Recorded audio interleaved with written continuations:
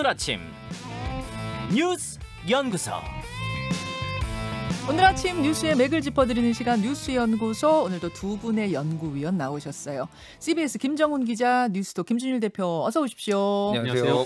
오늘 첫 번째로 살펴볼 연구 과제는 뭔가요? 박영선 전 중소벤처기업부 장관이 서울시장 보궐선거 더불어민주당의 후보로 선출됐습니다. 네. 경선 결과 박 후보는 최종 득표율 약 70%로 30% 정도를 확보한 우상호 후보를 크게 앞선 것으로 나타났습니다. 예.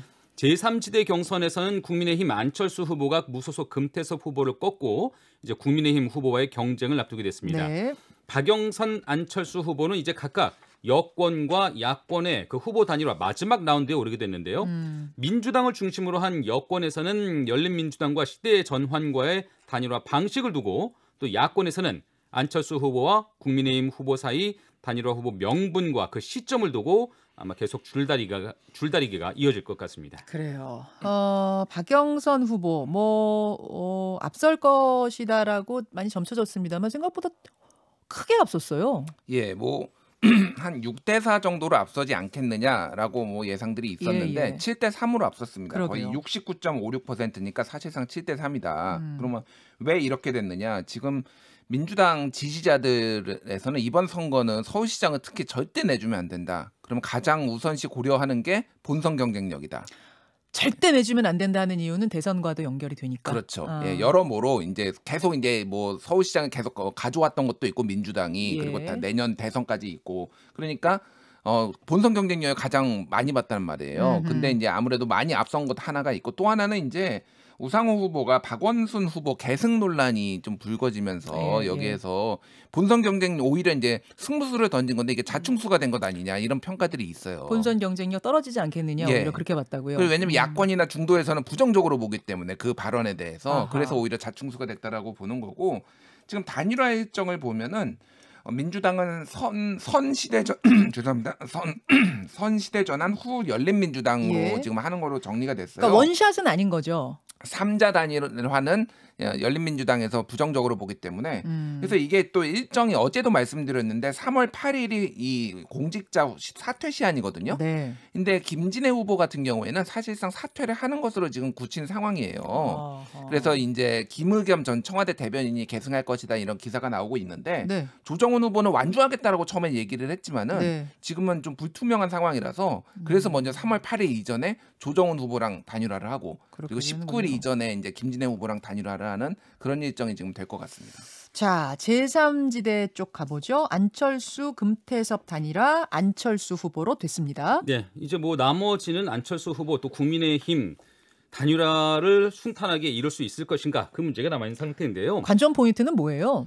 지금 근데 국민의힘 입장에서는 지금 위기감을 느끼고 있어요. 실제 이러다가 안철수 후보가 단일화 후보로 돼서 국민의힘 제1야당이 후보까지 못 내는 상황이 오면 어떡하느냐. 그도 그럴 것이 있거든요. 이게 당원 대 일반 여론조사 50대 50 이런 게 아니라 100% 국민 여론조사인 거잖아요. 그러니까요. 그렇죠? 예. 그래서 국민의힘 김종인 비대위원장은 이런 말까지 했습니다. 안철수 후보가 단일 후보가 된다면 선거운동을 할 수 없게 된다.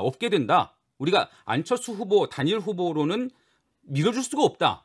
이런 말까지 했거든요. 안철수 후보가 4번을 단다면 그럼 난 선거운동할 수 없다는 얘기는 그러면 안철수 후보가 된다고 하면 국민의힘으로 들어와라 그런 얘기인 거네. 2번 달아라. 그렇습니다. 그렇기도 하고 안철수 후보로는 어차피 우리가 결집을 할 수가 없으니 국민의힘 후보를 선택해달라. 이런 그런 호소이기도 하죠. 하고. 예. 근데 사실 근데 만약에 안철수 후보로 단일화가 된다면 그런 상황까지 간다면은 또 김종인 비대위원장이 이런 말까지 했어요. 선거 전에 내가 사라질 수도 있다.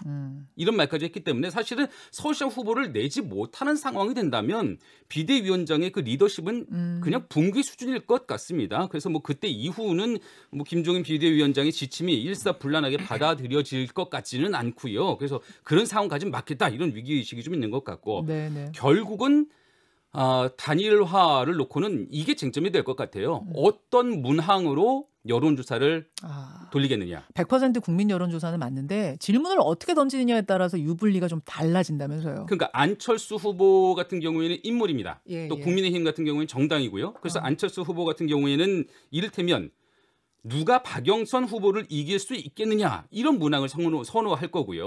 예, 그리고 국민의힘은 누가 야권의 단일 후보로 적합할 것이냐.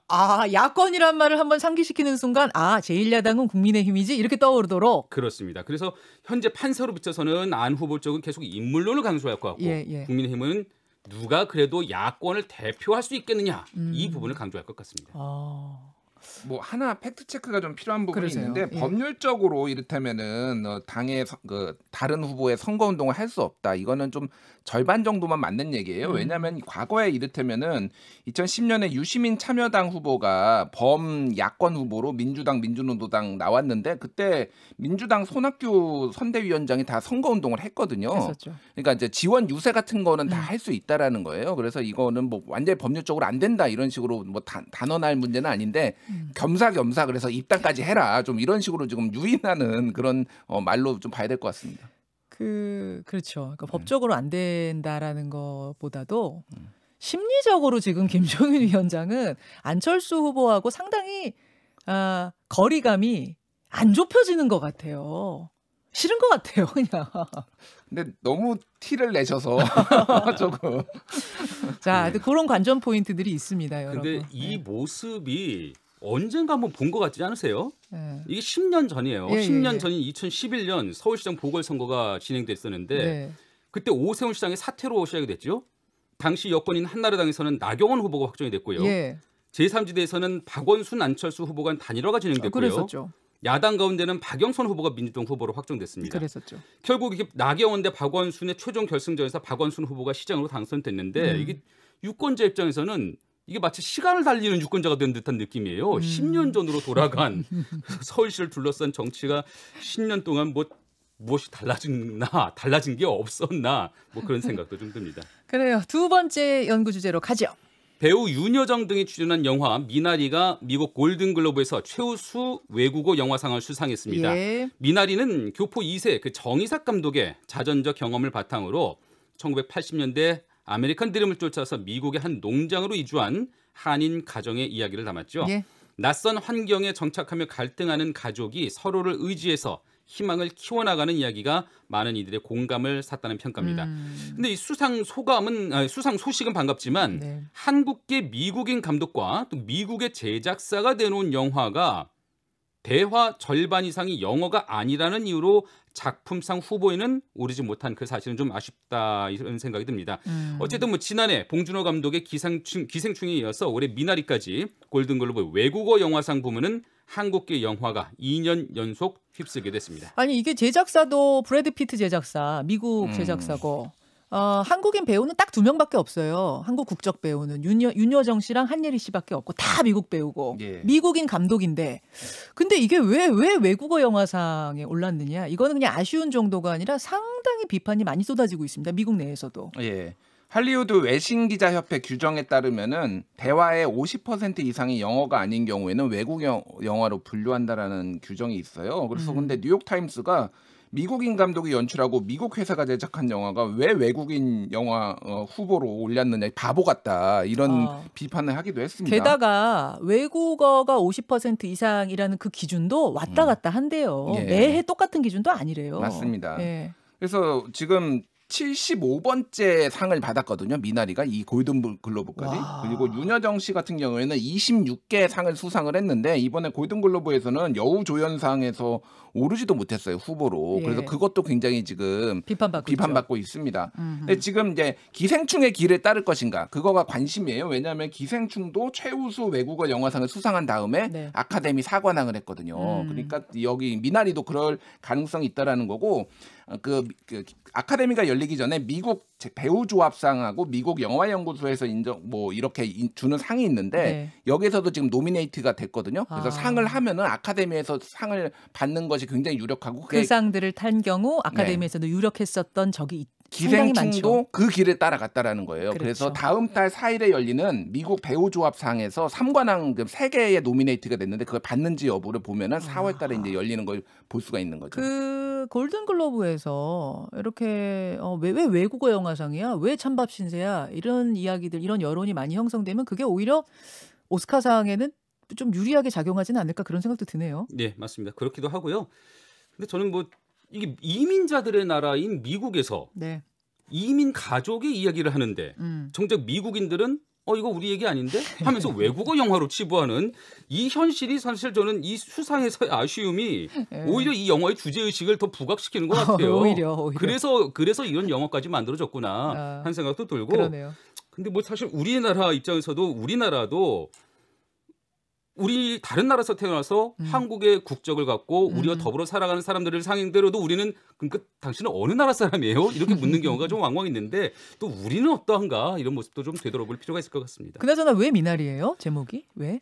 미나리가 좀 자생력이 좀 강하다고 해요. 생명력이 끈질긴 생명력 이런 것들을 좀 아무데서나 상징하는. 잘 자라고. 예.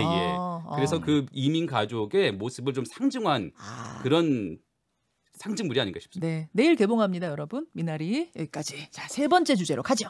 더불어민주당 박용진 의원을 겨냥해서 친일 비호 정치인이라고 비판한 김원웅 광복회장의 발언이 파문을 일으키고 있습니다. 김원웅 회장은 어제 MBC 라디오에 출연해서 민주당 안에도 친일을 비호하는 소수의 사람 그 정치인이 있는 것 같다면서 서울 강북구에 있는 민주당 소속 피국회의원이 그런 언행을 했다 한다 이렇게 말을 했습니다. 강북구의 피의원 사실상 박용진 의원을 특정한 건데요. 이른바 친일파 파묘법에 부정적인 그 박 의원을 공박한 것으로 해석이 됩니다. 앞서 박용진 의원은 친일파 파묘법에 관련해서 새로운 진영 대립을 낳을 수 있는 과거사의 무한 반복은 답이 아니다. 이런 입장을 밝힌 바 있거든요. 아니 강북구에 피의원이 진짜 박용진 의원밖에 없어요? 천 의원하고 박 의원이 있으니까 피 의원은 박 의원이겠죠. 아니 근데 어떻게 박용진 의원을 두고 친일파라는 얘기가 나오는지 전 도무지 이해가 안 가는 게 저랑 수많은 인터뷰했습니다만 이 일본의 문제들에 대해서 특히 위안부 문제나 이런 것에 대해서 열변을 어마어마하게 토하는 분이신데 어떻게 그런 얘기가 어떤 맥락에서 나온 건지 도무지 이해가 안 가네요. 일단 최근에 이제 그 독립운동가 단체에서 민주당 이낙연 대표하고 면담을 했는데 이 친일파 파묘법을 당론으로 체크해달라고 했는데 어렵다라고 이낙연 대표가 얘기를 했어요. 예. 그래서 법안 이름도 순화돼야 되고 대상자 선정에 심의위도 설치해야 되고 당내에서도 좀 반대 목소리가 있다라는 것들을 들었거든요. 근데 이거를 이제 저격을 한 것으로 보이는데 지금 파묘법에 부정적이면 다 친일이냐 이렇게 문제가 이거는 그러니까 이제 과거도 있지만 과거를 좀 이제 덮고 미래로 나아가자라는 취지잖아요. 박용진 의원이. 근데 어제 문재인 대통령도 그런 취지의 발언을 과거를 했거든요. 덮고는 아니에요. 과거를 덮고는 그러니까. 아니고 파묘라는 것이 또 다른 대립 갈등을 불러일으킬 수 있는 부분이기 때문에 묘를 판다는 부분에 대해서는 부정적인 것이지 덮자 이건 아니에요. 그러니까 덮자라는 것보다는 어찌 됐든 이제 중요한 것은 미래라는 것이고 이제 또 다른 갈등을 일으키지 않는 것을 얘기를 하는데 어제 문재인 대통령도 3.1절 기념사에서 일본은 중요한 우리 이웃, 과거에 발목 잡힐 수는 없다 이런 발언도 했거든요. 그러면은 뭐 이 기준이라면 문재인 대통령도 그럼 친일 비호 인사가 지금 될 수밖에 없는 거죠. 그러니까 굉장히 김원웅 회장이 작년에도 굉장히 이런 죄송합니다. 오늘 목 상태가 좀 안 좋으세요. 이런 발언을 굉장히 많이 해가지고 문제가 됐거든요. 심지어는 1대부터 24대 참모총장까지 다 친일파다 이런 식으로 확인이 안 된 발언, 다 틀린 발언을 해가지고 문제가 되기도 해서 좀 거친 발언들이 많이 나오고 있다 이렇게 볼 수가 있겠습니다. 예, 어제 대통령의 3.1절 기념사의 핵심은 일본은 중요한 우리 이웃, 과거에 발목 잡힐 수 없다. 조금 이 상황을 풀어가자라는 데 방점을 찍은 어제 기념사였던 것과 대비가 되면서 그래서 이슈가 되는 거죠. 그렇습니다. 김 기자 여기까지 보겠습니다. 수고하셨습니다. 감사합니다. 김현정의 뉴스쇼는 청취자 여러분의 참여로 이루어집니다. 트위터, 페이스북, 레인보우 게시판 그리고 단문 50원, 장문 100원의 유료 문자 샵 1212, 우물정 1212 통해 참여하실 수 있습니다.